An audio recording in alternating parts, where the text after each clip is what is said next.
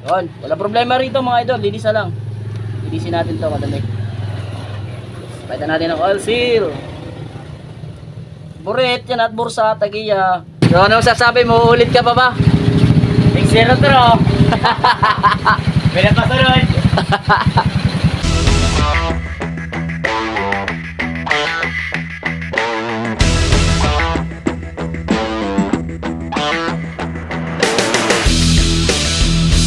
Yon, Happy New Year po sa inyong lahat mga idol. Meron po tayo ditong XRM ng binirit kagabi.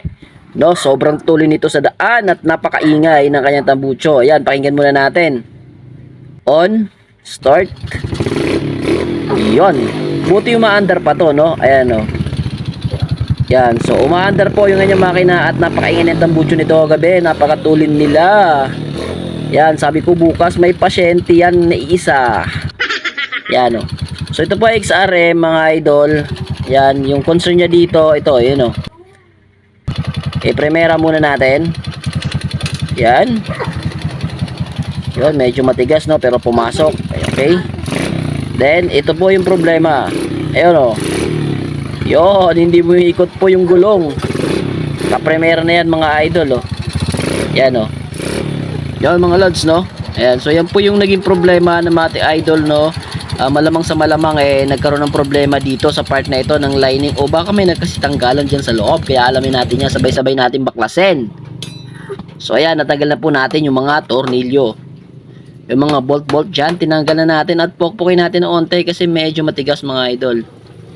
Yun, gisingin natin yung mga natutulog ng mga gasket dyan no? Yung mga dawil na humihigpit at napakaitim po ng kanyang oil talaga. Ayan o. So kita-kita natin na so dark. Okay? Lalay lang tayo sa pugpuk dito mga idol ha. Pugpukin na natin ng medyo magandang bagay na ipurukpok talaga no. So yun, may konting napansin lang ako. Okay pa naman. Tapos yung kanyang spring dito no, nalaglag yata, hanapin din natin yan. Check muna natin dito sa mga part na ito no, yung assembly niya dito, baka may problema. So ito po yung sinasabi ko. Yun, so medyo okay pa naman. Yan, meron na po siyang konting tama dito sa ibabaw, medyo maluwag na. Mas maganda kung palitan na lang to ni tropa. Pero dahil wala siyang budget ngayon, kaya tatanggalin muna natin to.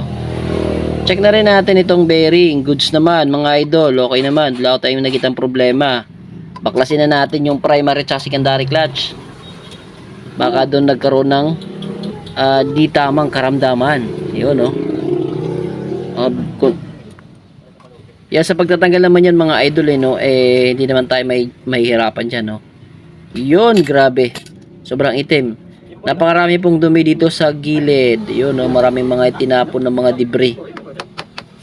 Yun, so tanggalin muna natin yung lock na yan, yung meron po makikita kayong lock dyan, no? So sa unang tingin pa lang ay makikita nyo naman kung paano yan buksan. Kaya bubuksan natin yan. Yan. Kasi pag hindi natin yan tinanggal, hindi natin may hila to mga idol. Yun. So konting ilalay lang naman kung wala kayong castle nut. Parang ako, naiwan ko yung castle nut sa pinag-home servicean ko, hindi babalikan ko pa yon. Kaya screw lang muna yung ginamit natin. Ayan, so inuulit ko, pag screw yung ginagamit nyo, konting alalay. Yun, then tanggalin na natin yung bolt po ng kanyang clutch spring. Yan, tatlo lang yan, hindi yan 6 no. Okay, so 3 bolt lang yan mga idol at mga spring, 6 na spring. Okay. Tapos sa gitna niyan meron din yung bolt, no? Tatanggalin din natin 'yan. Nut pala, 'yun. Yung naglalak po ng ating clutch assembly, 'yun mga idol, oh. Baklasin na natin. 'Yun. So isa-isahin natin 'to. Unang unang bula, okay pa naman. Pero medyo nakita ko malalim na po no, mahina na to marangkada. Ayan no, malalim na po yung kanyang kayod. Yan, numero 1 pong nagbibigay ng problema pag malalim na yon. So dito naman sa housing may nakita po tayo na sunog po na lining.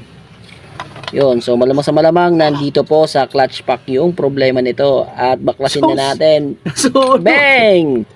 naubos ang lining.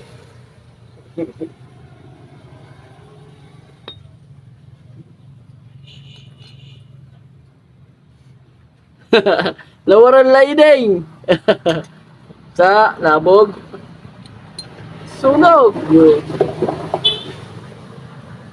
Malupit. Ako mag-up siguro ito na ako sa. Wow.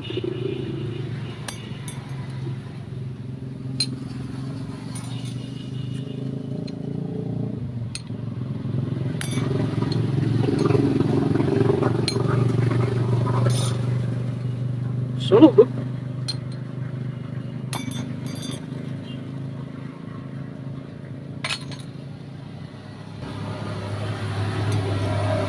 Happy New Year! Apat, sunog! Ubus, may good reminder. Ubus si lining. Palit lining, then panda rin natin ulit. Alright? So, lilinisan muna natin kasi napakadilim, no? At grabe yung dumi. Ito, palit na ito mga idol. Also dito, palit din yung gasket, palit, punit na. Yan. Kaya palitan ko muna. Okay, check.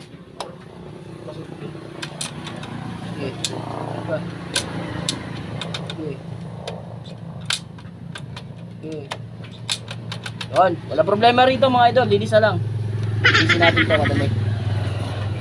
Palitan natin ang oil seal. Burit yan at bursa, tagiya. Surbol. Yan, so linis-linis muna tayo. Okay. Ano sinisirin ko?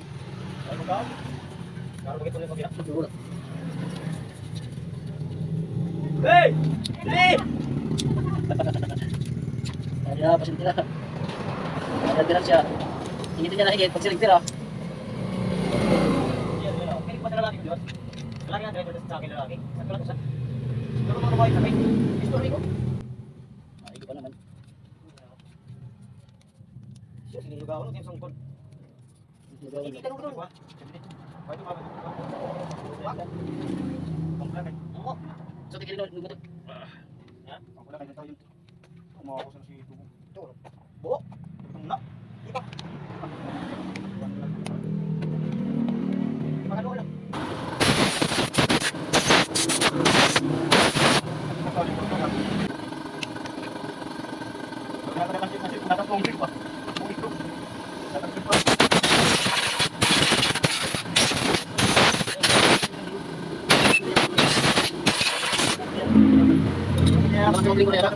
So ayun mga idol, no, at nalinis na po natin, salpak na natin itong primary at saka secondary clutch na ito, no, para mabuo natin at mapaandar na natin itong motor ng ating idol. Alright. So ayun, naisalpak na po natin, ibalik na po natin yung mga lock dyan at iba pang paraphernalia. Alright, iyatakpan na natin para masubukan.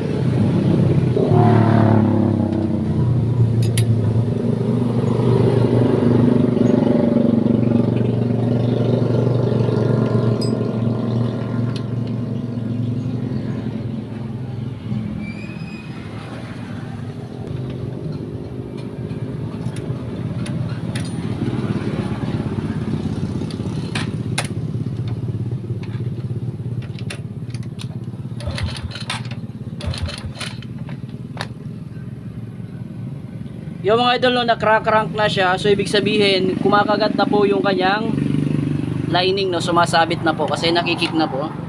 Mayroon na pong yan. Kanina, hindi ko napakita sa inyo kanina, dumudulas lang pala to, no. Hindi ko siya naipakita sa inyo na dumudulas yung kicker. So ngayon okay na. Okay? File na lang at papandarin na natin. Okay, lagyan ko muna. So ay mga idol, ito po yung na-damage kay Sir, no? Kasi binirit daw po nila ng binirit ito kagabi, no? Hindi lang binirit ng naka-standby, kung hindi binirit ng sobrang bilis sa kalsada.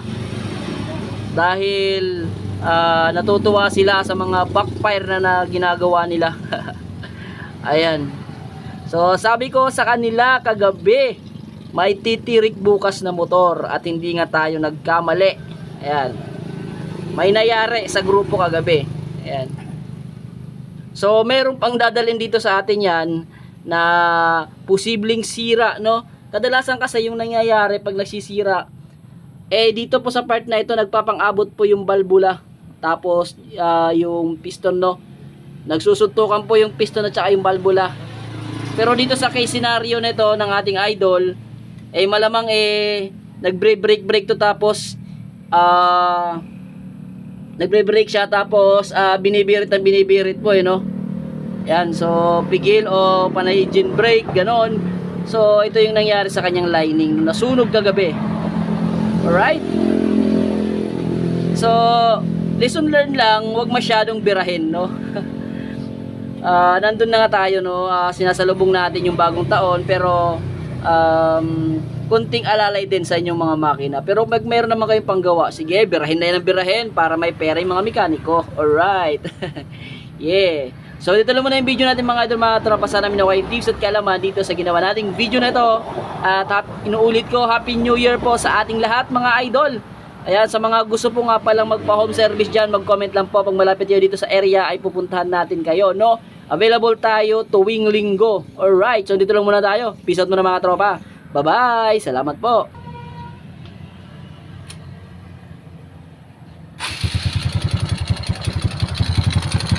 Yaw na ito.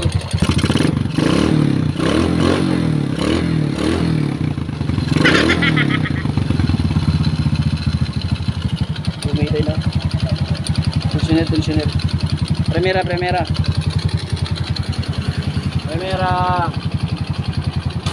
Yun. Ikot na, oh.